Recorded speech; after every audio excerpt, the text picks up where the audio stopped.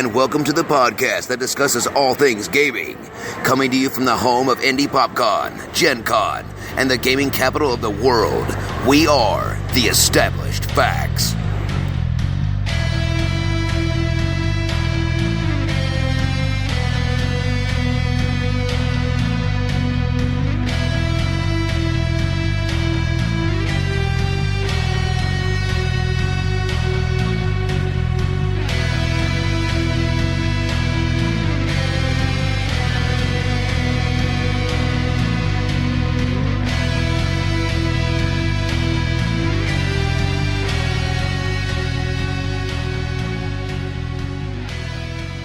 Hello, everybody, and welcome to episode 175, the actual episode 175, not like the false one like last time. Right, exactly. I am your host, Big Don, and with me today, This is Josh. Again.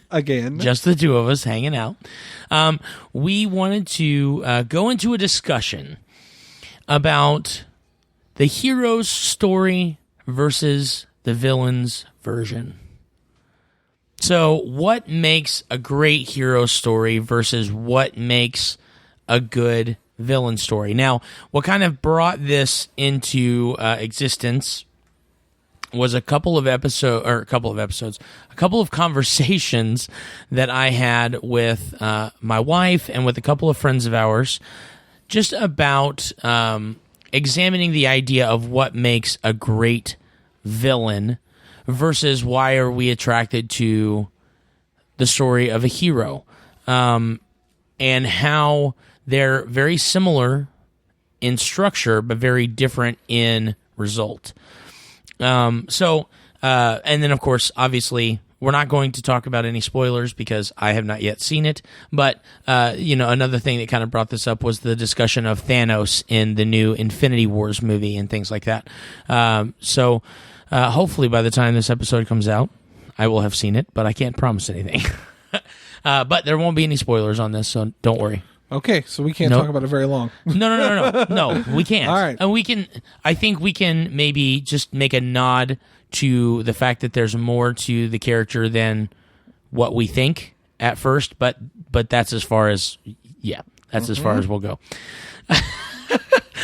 So Josh is looking at me like, okay, so the Thanos discussion is now over. Right.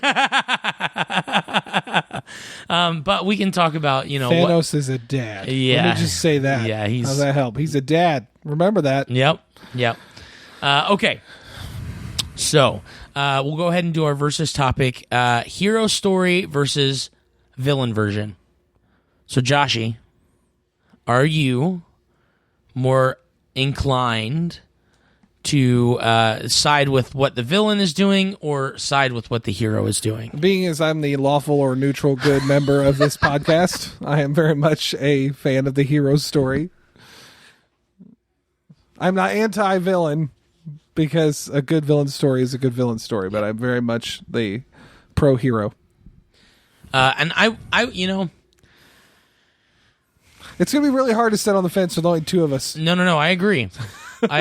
So you know what, for that reason, and because I feel like it's a true statement to my empathy, I think I'm probably more interested in the villain story than the hero story, because I think sometimes underneath the surface it's a much more interesting story, not to take anything away from the hero's experience. So Joshy, being the more lawful good, neutral good hero of the group, what attracts you to the hero story, and what makes a good hero story? Well, some of you might think I was going to say the good must always triumph over evil, and the down with the bad guys, down with this, blah blah blah. That's an important element in the hero story, but a good hero story is very much about redemption. And there are a lot of heroes that start out good, stay good, and are always good. But I think those are boring. But a redemption story, one who is, I've made mistakes and I'm trying to make up for those, or something bad happened to me and I've been saved, and as a result, I'm going to use that for the greater good. I think ultimately there is always good in humanity if they're willing to find that source that brings it out of them. And as a result, you can be a hero if you're willing to embrace that. And I think that's why I felt very philosophical the way I just said that, and I didn't mean to, but I think that's what draws me to the hero story, is the ability to be redeemed and or provide redemption for those in trouble. Okay. I would have to say for myself, and kind of choosing the villains side of thing, what pulls me into a villain story, and I think what pulls a lot of people into a villain story is, and you know, Josh and I are very empathetic in a lot of ways with in life, with our friends, with, you know, life experiences and things like that. But I think what pulls me into a villain story sometimes more than a hero story is I know right from wrong, and I know that if given the same choice that a hero has, I would probably choose that same direction. But what is so intriguing to me about a villain story is when you look at the experiences that the villain goes through to get to the point that they're at. A good villain story, and why I like them so much, is when you would ask yourself, if given the same circumstance, would I really choose a different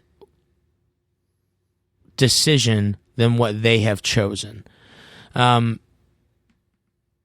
I think that, there are a lot of really great examples of this. And, obviously we'll kind of get into that a little bit more when we talk about some of the differences between the hero story and the villains, the villain story. But in general, what I want to talk about first is what, looking at the difference between a hero and a villain, sometimes the separation can be extremely slim. Or extremely obvious. Yeah, that's usually the go-to is making it extremely obvious that this person is obviously the good guy, this person is obviously the bad guy. So Josh, characteristically speaking, or stereotypically speaking, what in your mind defines what a hero looks like, acts like, and kind of what puts them on the path of being that hero? And if you have some ideas of like actual characters from stories or games or something like that you can think of, obviously cite those as well. Captain America. Okay. Or maybe better served, Steve Rogers. Okay. State that. I'm not spoiling because this is more through Civil War than it is Infinity War. Steve Rogers, when recruited, I'm speaking particularly in the Marvel Cinematic Universe in the movies, because I don't know the comics as well, so consider it in this bubble. Steve Rogers always wanted to serve his country.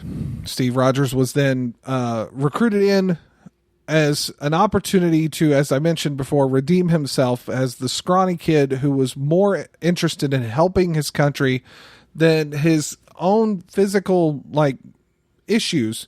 He would do whatever it took. So he takes the serum, he becomes the super soldier.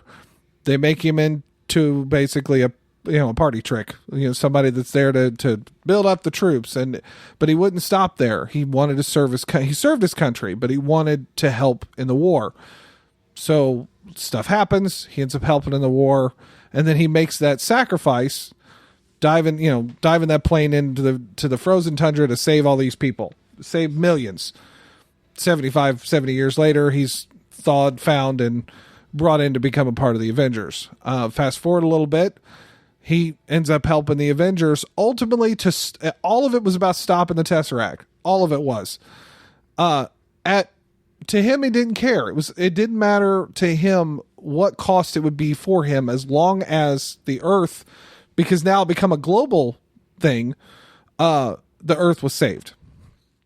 Now fast forward again to Civil War. And it wasn't as much about country or about the world. It was about what was right.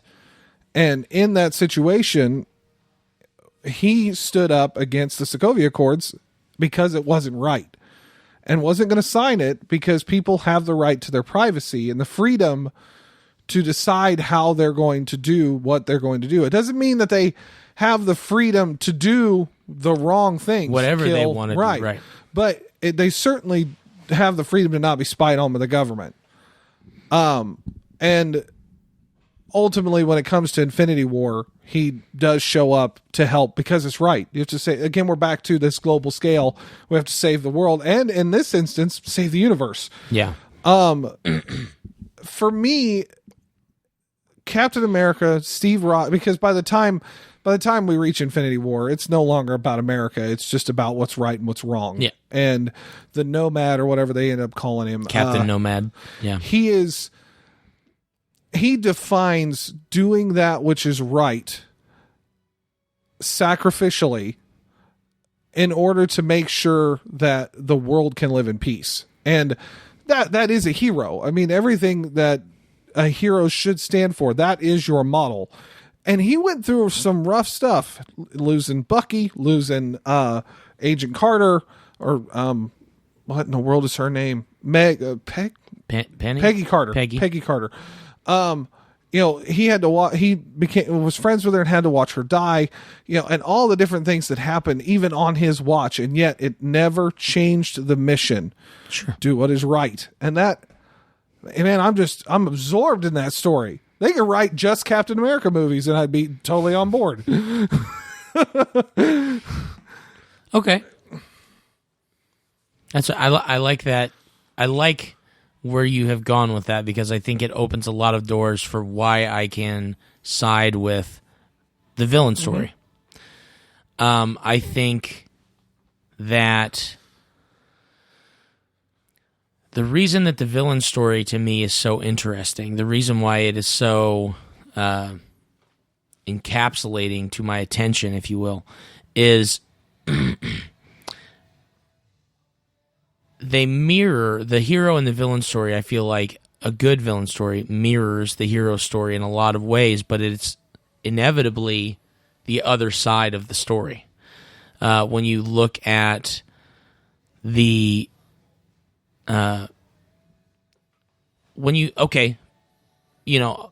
kind of staying with the theme that you brought up, Joshy, when you look at Loki, using a similarity to the MCU, Loki is a villain. Oh yeah. In every sense, and I will say, on a side note, the relationship between Loki and Thor is absolutely the relationship that I would have with my brother if my brother was a villain, which in a lot of ways he is. But that's Prime. But in general, what I love about the villain story, when you look at characters like Loki, when you look at characters like Voldemort, Lord Voldemort from the Harry Potter series, when you look at characters like Khan from Star Trek, they have a very similar story to the heroes we love, but when given the choice, instead of going left, they went right. Instead of being a leader of people who respect them, they are a leader of people who fear them a lot of times, which is very Machiavellian. Whether to be loved or to be feared, which one is greater? I think what is really interesting about the villain is finding out why they went right instead of going left, why they decided to go to a darker place than try and find redemption in the light. Why when given the opportunity to save his family, did Anakin decide to be selfish versus falling into the help of the one that he would call his mentor and kind of stand in paternal influence in a lot of his life? That is the story that interests me. And I think that's probably why I like the villain story so much, is because there are those questions of, if this person would have turned left with everybody else instead of right, what would they have become? And I think kind of a cool example of what that middle road is is a character like, for example, the Punisher. When given the opportunity to do the right thing, when he was a police officer, he did the right thing. And then when given the opportunity to redeem his family, instead of leaving it in the hands of people who were failing, he took it into his own hands. And he is the anti-hero. He's not a villain. He's an anti-hero. Anti-hero. Sure. That's a really good point. It seems there's always this delineating factor between the heroes and villains.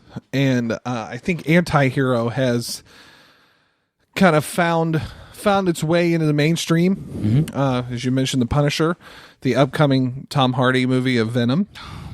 They're gearing that whole movie around anti-hero. Yeah.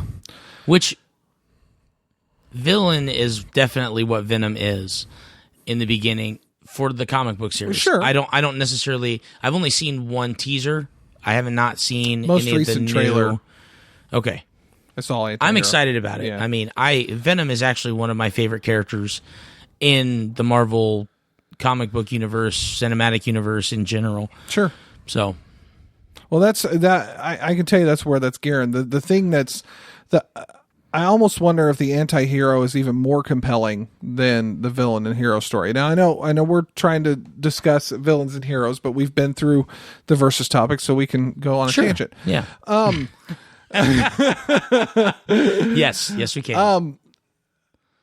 You in your conversation about the villains, the why, I think is extremely important, and I think the only difference between an anti-hero and a villain, or even an anti-hero and a hero, is the means in which they accomplish the why.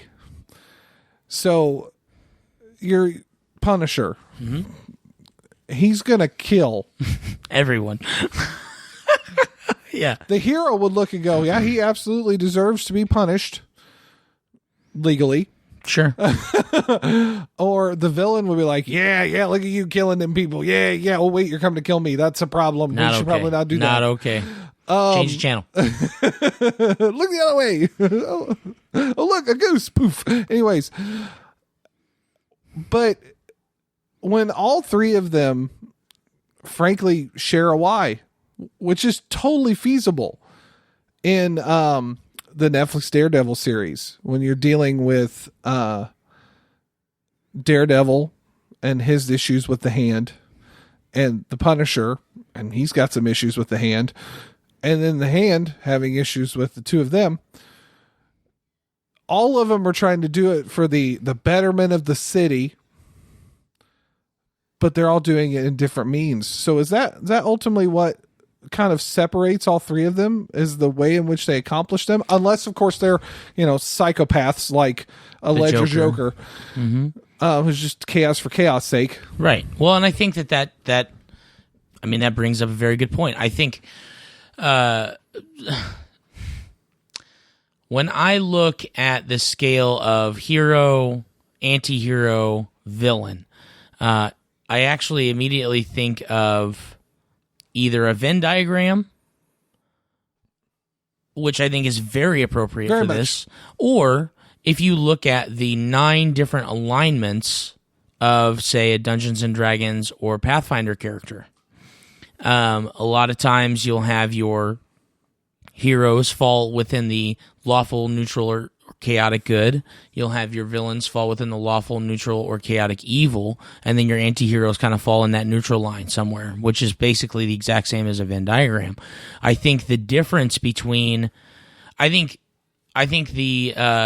there's probably even some gray area with, like, say, for example, your chaotic good characters. Yeah. Anyone chaotic, I think, kind of falls within that anti-hero, because, for example, if you look at a character like Artemis Entreri from the Dark Elf series, the series with Dritz in it, he is very much, he and Dritz Do'Urden are, like, physically and story-wise and empathetically the mirror opposite image of one another. there are times in the story between the two of them when Drizzt kind of has, if you never read any of Bob Salvatore's books with Drizzt in it, there are times when the story, the chapters in between the chapter breaks, there will be like a diary entry where he's specifically talking to himself, like it's an internal monologue, and he talks about in one of the in several of these actually, but in one specifically that I can think of was one of the first times he starts examining who Artemis Entreri is, and he says to himself, if I would have stayed in the world of the Drow, if I would have stayed in the world of the Dark Elf, would I not possibly be the same as Artemis Entreri? Because Artemis Entreri, when you first meet him, is a very selfish and evil guy. He's very much, in my opinion, a chaotic, evil character. Whereas Drizzt is a very much chaotic, good character. He doesn't like to follow the norm. He wants to do good for good's sake. Whereas Artemis doesn't want to follow the norm, and he wants to do evil for evil's sake. It's not necessarily in a chaotic way like the Joker is. Like, it's not psychopathic. It's not even sociopathic. It's really just selfish. Megalomania may have been one of the biggest things that he suffers from in the series for a long time. What I think the anti-hero is definitely kind of the muddying of those two waters. You have a character like the Punisher that the first time you ever, if I'm not mistaken, which hopefully our comic book friends and nerds will correct me if I am, the first time you see the Punisher is in a Spider-Man episode where he's literally after the Spider-Man. Because from every newspaper that comes out, Spider-Man is a criminal. He's a bad guy. Mm-hmm. He's he is a blight on the city, and he needs to be eliminated. And that's what the Punisher shows up to do, because that's his job. Is he is this physical enforcer of what is good and what is justice, but it's his definition. It's not necessarily always the clearest definition of what is just, and I think that that's kind of what the anti-hero is. They're fluid.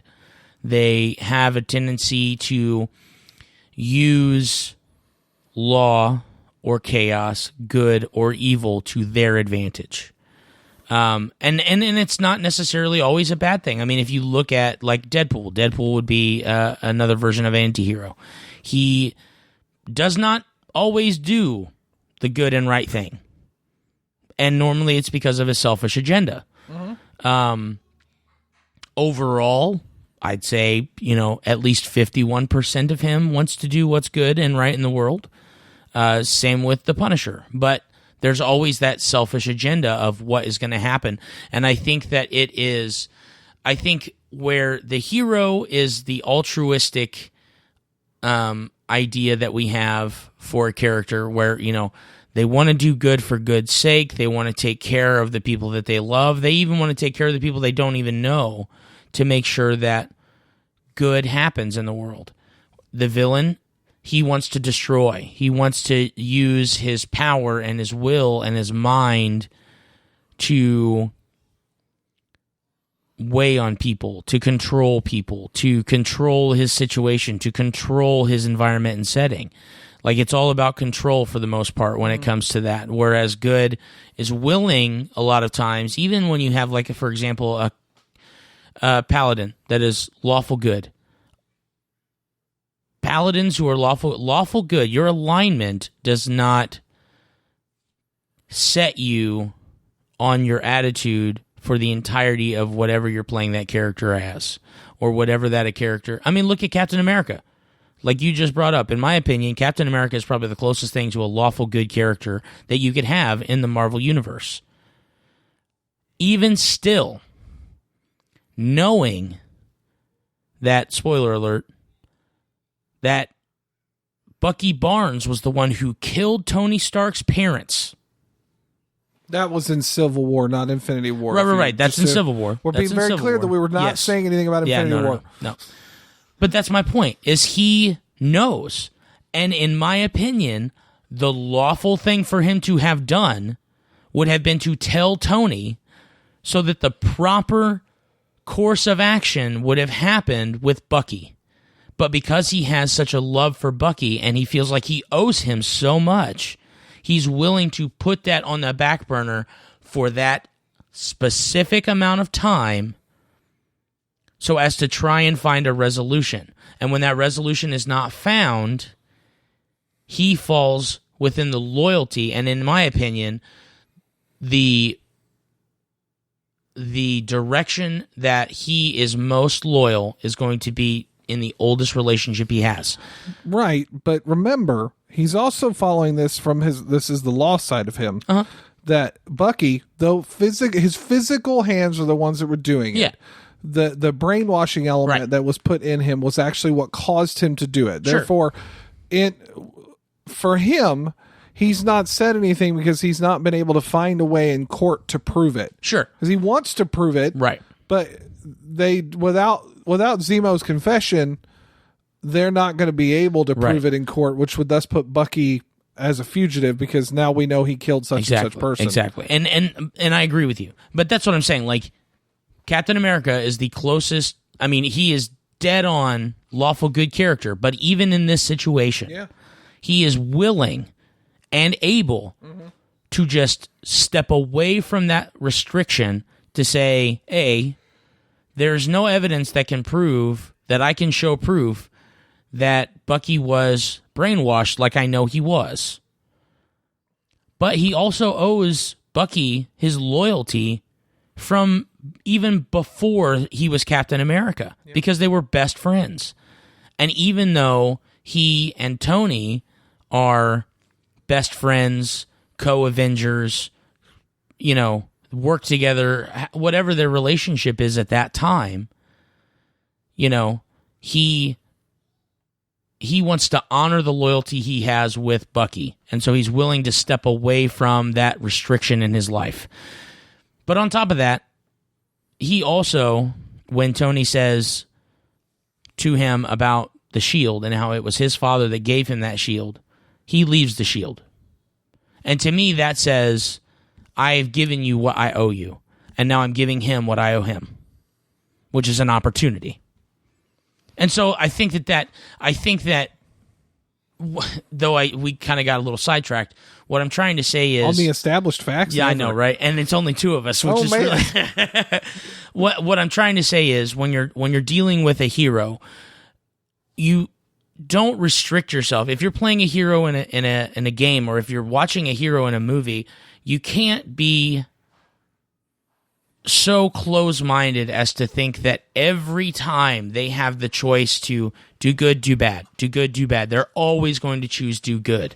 Because on occasion, it may be pertinent for that situation for them to not do what is expected. If you look at a completely different example, Frodo Baggins is the hero of the Lord of the Rings series. Now, I have not read the books, so I know that there are a lot of details you don't get, but if you're talking about cinematically, when you watch the movies, you see him going down this hero's journey. As soon as I get to or as soon as I get to Mordor, I'm going to throw this ring in the fire. And then he gets there, and then something completely different happens to him. And it's like, he is still the hero, but he is affected by everything that has happened to him to that point. And that's exactly the same thing with Cap.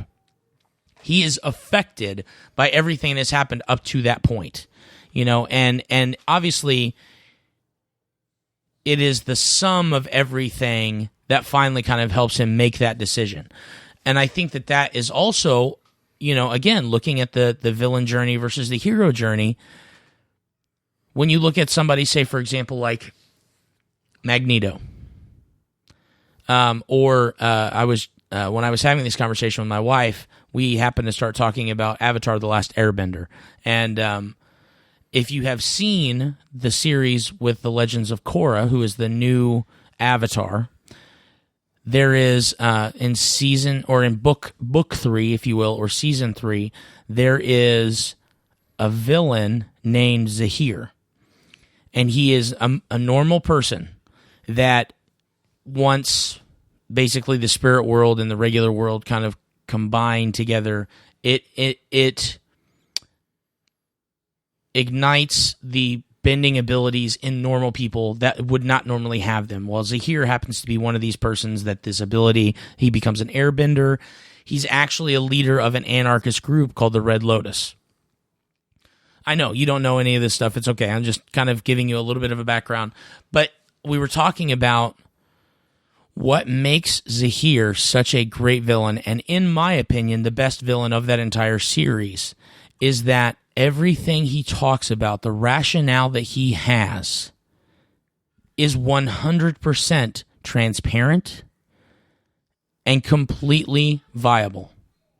And you kind of look at that and you go, if I was oppressed my whole life, like Magneto, if I was a Jewish man who grew up in Poland, or I can't remember exactly where he's from, but and came from a family, a World War II family that was captured and imprisoned and killed in a concentration camp, and now I'm a mutant, and I have these supernatural powers, and the people that I connect with are being oppressed just like they were when I was a child.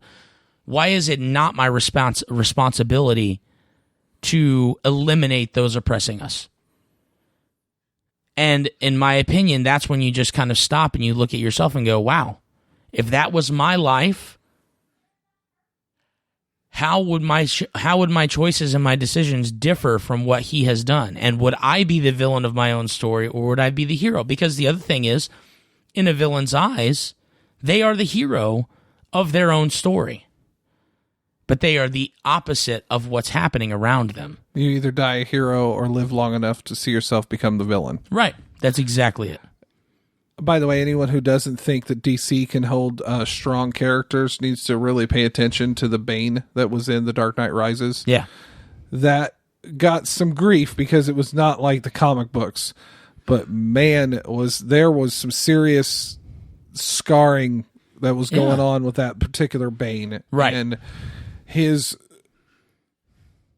brainwashing by Talia, once you find that out later, spoiler, way past the what is the statute of limitations on that one, but still, when you get past that brainwashing, you can also see that he was a man that was hurt, that was discarded, that was basically thrown away, and had to claw his way out of a prison, and was now seeking revenge as a result of that. And yeah, you're right. I mean, one decision could be the difference between being a hero or a villain in the eyes of even the public. But I mean, Batman himself in The Dark Knight was like, you need to pin me as the one that did this. Yeah. Because they can't have Harvey as the bad guy. Yeah. And I was very much drawn to that Batman, and I think Ben Affleck's Batman in the Justice League and all of those series, I think it's been incredible. I love him as Batman, and I don't care what anybody else says. I know we don't have Lance here, and we've said this many a times in front of him as well, so it's not a lie. I do enjoy Superman as played by Henry Cavill in Man of Steel and Batman vs Superman and Justice League, because we're so used to seeing the perfect picture that is Superman. And him being so perfect made him more alien, in my opinion. But when you saw his flaws come out and the human side of him in these newer Zack Snyder and Joss Whedon versions, it made you feel like he was actually on our side. As opposed to an extraterrestrial. Mm-hmm. So, but he was the hero. Mm-hmm. And if you read the Injustice comics, one thing happens to him and he becomes the villain. Yeah. Like, he's Superman. But if Joker can get him to kill his own wife, he becomes the villain. I mean, that's exactly it. Like, it's very much it.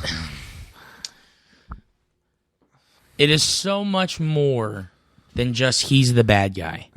Now, in a lot of ways, when you're first establishing a villain, you know, whether it be in a comic book, whether it be in your role-playing game, whether it be in a video game, in a lot of ways, sure, this guy's a bad guy.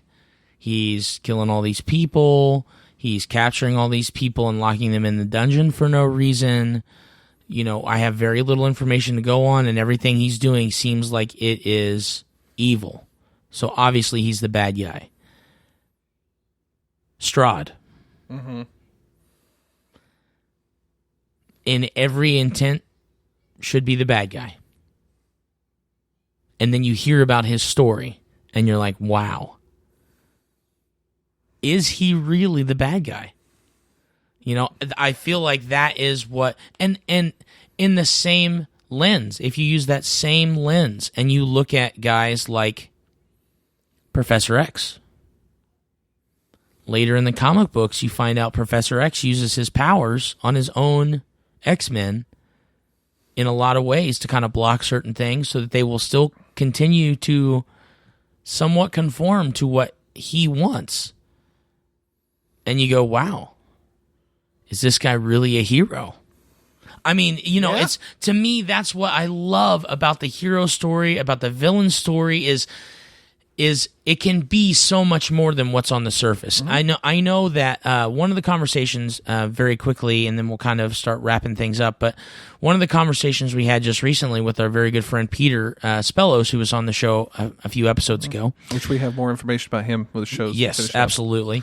We were talking about, very candidly, some of the new Star Wars movies, and regardless what your opinion is on them, whether you like them, whether you don't like them, you know, obviously this is the generation's new Star Wars series. And there are a lot of really cool moments in some of the offshoot stories, and there are a lot of really cool moments in the principal series. But in general, it's kind of a controversial series because you have people who grew up with the original Star Wars.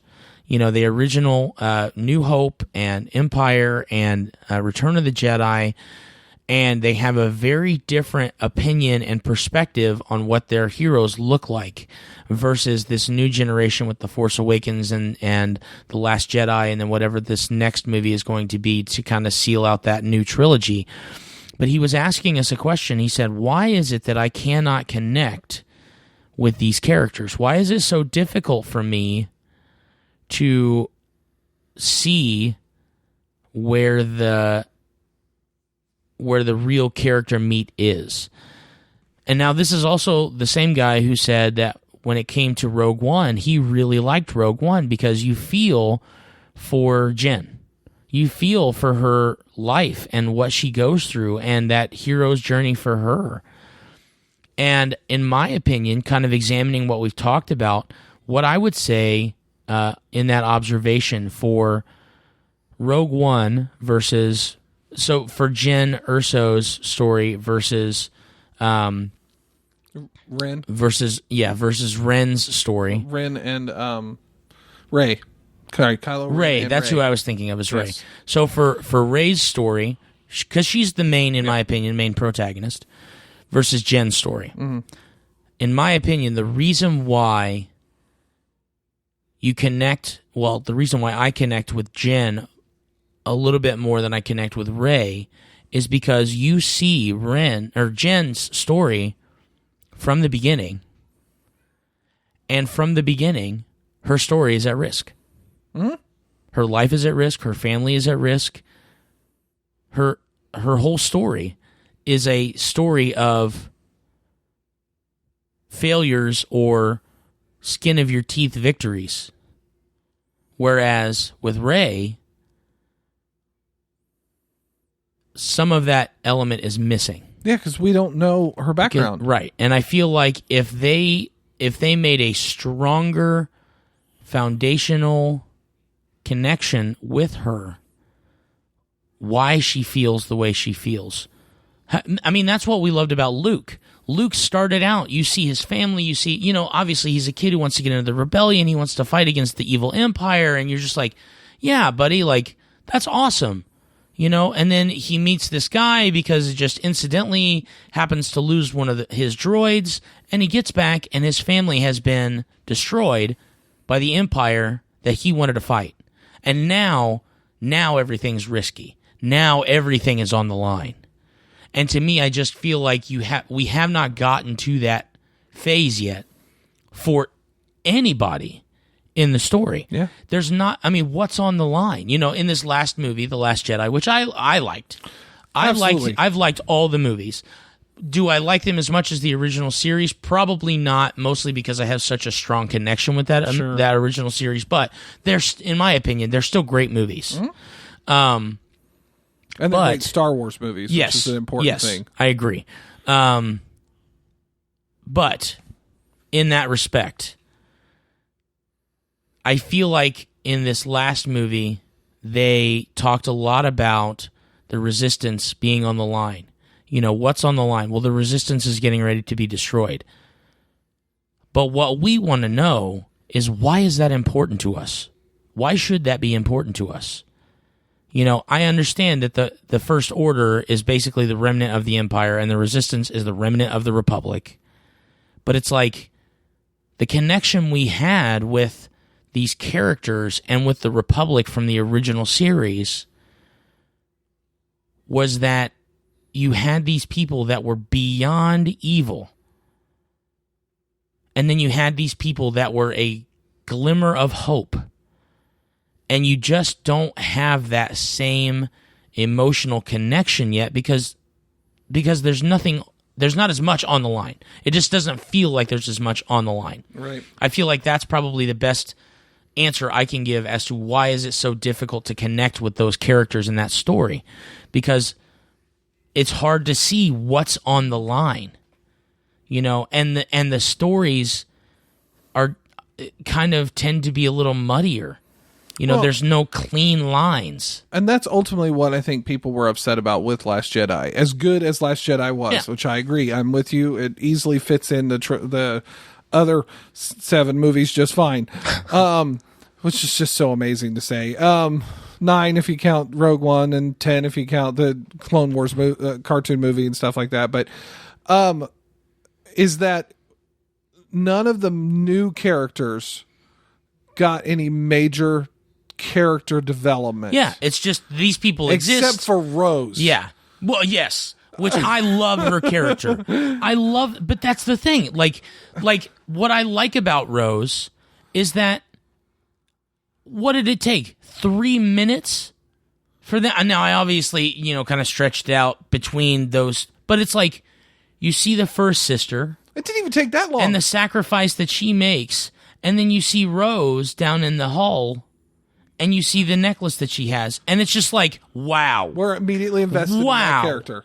Okay, and then it's like, okay, well, why can't we have that same, like, to me, what I want to see is, I want to see Finn find out that his parents were whatever. I want to see Rey find out that her parents were actually more than just whatever. Or if it is just whatever, at least show us the parents just dropping off the child. Just give us some sort of seed of establishment for those characters. Why should we be emotionally invested in those characters? We were emotionally invested in the story with Luke and Vader because all of a sudden you had this worst bad guy ever in the galaxy versus this glimmering diamond in the rough nobody from Tatooine. And then Empire changed the stakes because now it's his dad. Yeah. And it's like, oh my gosh, so the first movie was good. This movie has changed my life. Yeah. And then you have the resolution of that in Return of the Jedi. We don't have that same investment because it just feels like outside of the Kylo Ren story, which I feel like is good, but very conflicting and somewhat confusing, because you have these two parental figures that he's mentally and emotionally struggling with, and then you have this mysterious guy that has been like his, ultimate trainer since Luke, and then it's just over. Yep. And you don't really know why. And you're just kind of like, okay, wow, you were... I think, though, and I think this will segue pretty well. I think when it comes to movies like that, trilogies, etc., and I will state about Infinity War, be glad there's more to come. Yeah. Because the hope that is there is that they'll be able to provide a little bit more. Even if it's just here's where Rey's parents were. Yeah. Here's where Finn's parents were. Yeah. This is who Snoke was. Now let's continue on. Yeah. First couple minutes, we've taken care of those stories. Okay, we're all wrapped up. The trilogy's coming in. Now we can just add a little bit. You can do it. You can do it in a 10, 20 minute. Like they have these weird force visions all of a sudden, and now all of a sudden we have all of the blanks that needed to be filled in are finally filled in. Sure. And then now what are the real stakes? Like one of the most important elements in Last Jedi was the two different views of how Kylo and how Luke saw the interaction that ultimately separated them and caused the Knights of Ren to separate. Yep. That was huge, and they were little clips. They didn't take that long whatsoever. I really loved that. But that was the more interesting story to me. Even was the fall of Kylo Ren because of the caution of Luke and what he thought he needed to do versus what he actually needed to do. That to me is the better story. Yeah, hero versus villain. Right, and how a hero becomes the villain. When a hero comes along. Yeah. I need a hero. Okay. Wow. This was so much better of a conversation than I expected it to be. Yes, I'm so glad we had it. I'm sorry it was only two of us, but... That's right. And all of you who weren't here with us, you missed out on your opportunity, but it's okay. It'll come up again. Probably. We repeated 28,000 episodes, and we only have 175. That's interesting. Yeah, math. Right. So, this will be, I think, the last podcast before Indie PopCon. Okay. I think the way that things have recorded out, and I know we haven't mentioned much in the last one, but Indie PopCon, June 8th, 9th, and 10th. Is a thing. You should be there. Yes, it's only like $60 for the weekend. Which is totally great. Worth it. $60 for that 3 days, and they've got a ton. Not only do they have a ton of great stars that are going to be there, movies and TV and video games and YouTubers and stuff, but they have so much really cool stuff to do while you're there. Yes. Definitely be checking out Fear the Charity's Never Ending Dungeon. Yes. Running Friday, Saturday, and Sunday, that's right. Which is awesome. Co-sponsored by the Established Facts. The big news we're going to share, as I mentioned earlier, is Peter Spellos is back. That's right. At Indie PopCon. That's right. And not only will he be there in a table next to us. Yep. He, along with our improv company, Breakfast Anytime, will be doing a panel to discuss improv, and we'll be putting on a show. Once we should have schedules by the time this posts, but once we do, we will definitely make sure to absolutely hit the website with it. I think we're shooting for a Saturday, I believe. Saturday show. I would love it for it to be Saturday evening. I think that would be really cool. But we'll see. Yeah, and we'll have definitely a lot more details on schedules and stuff like that. So if you have not gotten a chance to see us, Breakfast Anytime, we are hysterical. Yep. And we're on YouTube. We have our first two shows up there. Yes. They're please check them filmed out. on a camera or not on a phone. So but you know what? They're fun anyways. Yep. We're making fun of ourselves. Why not? Right. Let's see. 2 weeks after that, of course, Fear the Con in St. Louis. If you have not gotten your ticket, it is free. Yeah, it is free. Only got to find somewhere events. to stay. Yep. Preferably not on the side of the road, but if that's where you land, you deal with the police. I'm pretty sure. Wow. There it is. I'm pretty sure the Drury is sold out completely. Yep. Nearly positive. And so, definitely check. Maryland Heights is not very far. Bonnie and I have stayed in Maryland Heights, which is the area that the original Fear the Con, well, I guess not the original, but the one prior to it being at the Drury, was close to where we were staying in Maryland Heights, and I think it's only a 20-minute or less drive from Maryland Heights to Brentwood, which is where the Drury is. There's tons of stuff around that hotel as well. If you are into needing to go to the grocery, there's a Target, there's a Chick-fil-A, and there's a Michael's Craft Store across the street. And for a nice dinner, there's a Bonefish Grill in the parking lot. In the parking lot. And then almost 5 weeks after that is, of course, the 51st Gen Con. Yes. in Indianapolis. They just Yep. did event registration. Definitely get online and check out some of the cool events going on. They are proposing there may be another sellout this year. They don't know for sure yet, but they had one of their biggest record-breaking event registration Sundays they've had thus far. Nice. I didn't get a lot of details behind it, but I know I managed to get everything I wanted, but I was only 1,800 when I hit the button. Nice. So I know that's a challenge for a lot of folks, but there's going to be plenty of stuff going on. Other than the Plenty stuff to that go. you got for me, I didn't get anything. Nothing. So it was really confusing to me because I only put on my wish list for 2 events because if you are Critical Role fans, the cast of Critical Role will be at Gen Con. And they are doing a weekly show on Tuesdays talking about their previous Thursday night campaign episode called Talks Machina. Okay. And so that's free on Saturday night. Nice. I had that on my wish list. And then they're also doing an autograph session on Saturday from 1 to 4. Both sold out though when you got it. So the Talks Machina, I did not get a chance to get a ticket for.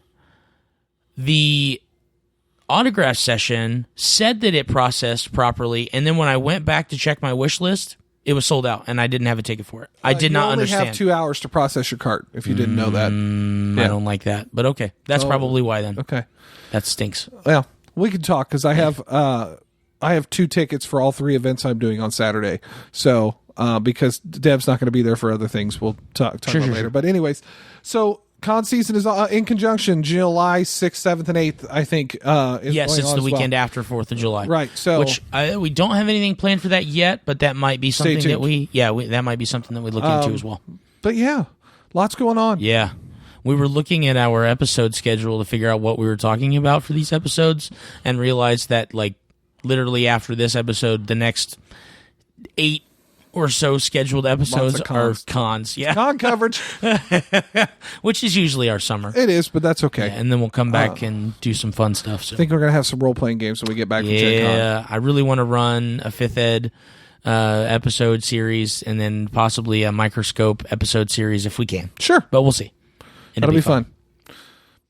That was weird. It was.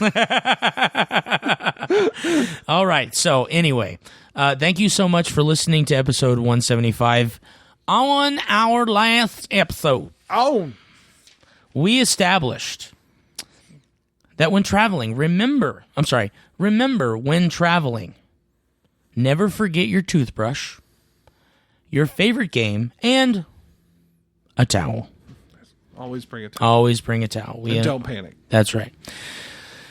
On episode 175 of The Established Facts, and I feel like this sums up our episode so well, heroes think the needs of the many outweigh the needs of the few. Villains think the needs of the few outweigh the needs of the many. And anti-heroes think the needs of balance outweigh the needs of all. Did you just say Jedis are anti-heroes? No, great Jedis are. Oh, okay. Yeah. I'm totally a great Jedi. Okay. But that's a discussion for another time. Totally different. Anyway, thank you so much for listening to episode 175 of The Established Facts, and we will check you later. Bye. Deuces. Please visit us at www.theestablishedfacts.com and our Facebook page, facebook.com/theestablishedfacts.